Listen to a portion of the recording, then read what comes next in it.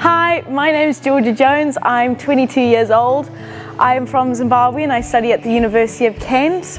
I study sports therapy and rehabilitation with Adam, and then I decided to study with Upskill this summer. What's my top 5 favourite topics of the programme?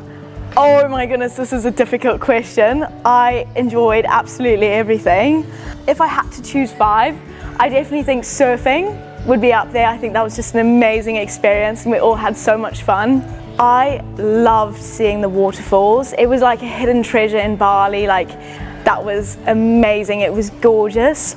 The turtles, that was incredible. I got to name a turtle. I got a certificate. I'm basically a mom now. And I released Sir Ravioli the III Jones into the ocean, and it was just such a special day for me. Scuba diving. That was incredible. When I had read the Upskill program, I was like, there's no ways we'll be scuba diving. It has to be snorkeling. And to have had the opportunity to see an artificial reef is just spectacular. And I'm so glad I had a patient instructor to help me on my way down, because I struggled with my equalization, but that was amazing. And number 5, the cultural topics. Every time we had lunch with the community after a lecture, because although it's not really a topic, we still discussed their personal life and all their stories and their culture and their traditions, and I think that was just so special. What's your top 5 favourite lecturer / guest speakers? Dr. Rucker, absolutely loved him. He was my absolute favourite.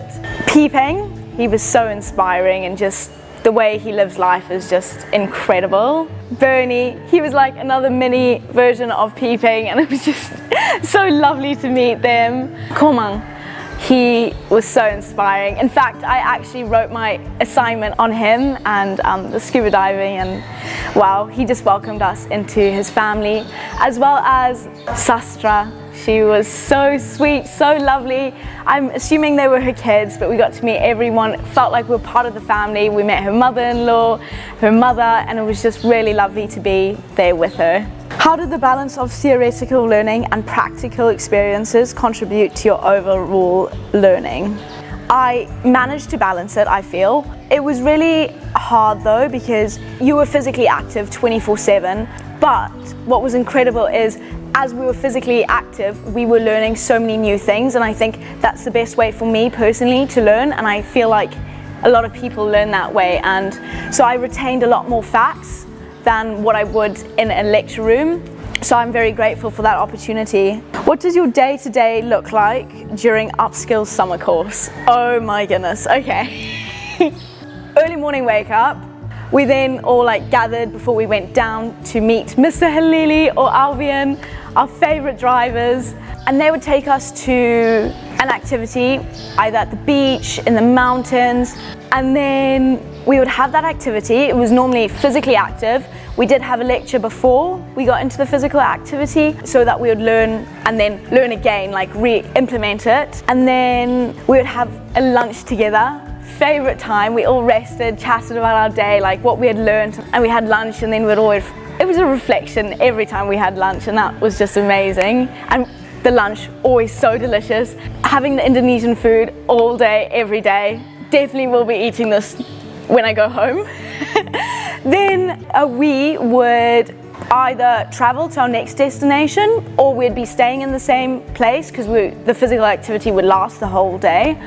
And then it was more physical activity with a lecture on the side, and I think that was amazing. On some days where we had Bahasa Indonesia, we would stay at the house in the morning or come back in the afternoon, and we would learn Indonesian, and that was so fun. Our teacher made it fun for us to learn, and it was nice to be able to communicate to everyone as well, even if it was just a little bit of small talk. It was amazing.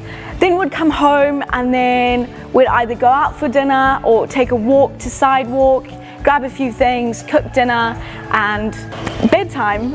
So that was our day.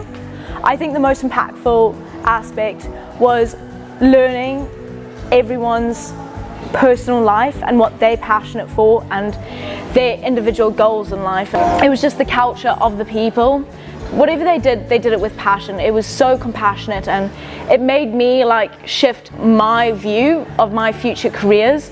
Before I came to Bali, I was more like, okay, I need to do this as a job, and I need to do this. I need to get money, you know, for a future. I need money for a future. And I've come here and I feel like it's changed my perspective on life.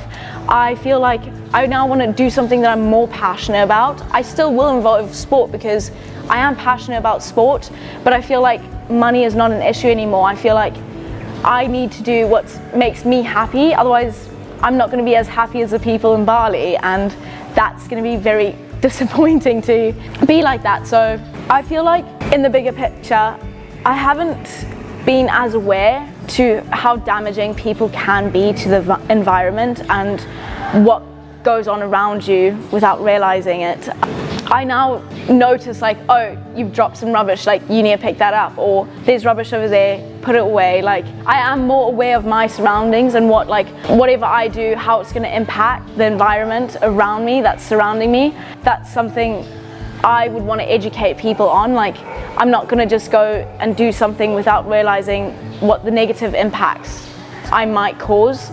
So I definitely think I will be looking after the environment and looking at the world in a more eco-friendly eye and making sure I leave no trace.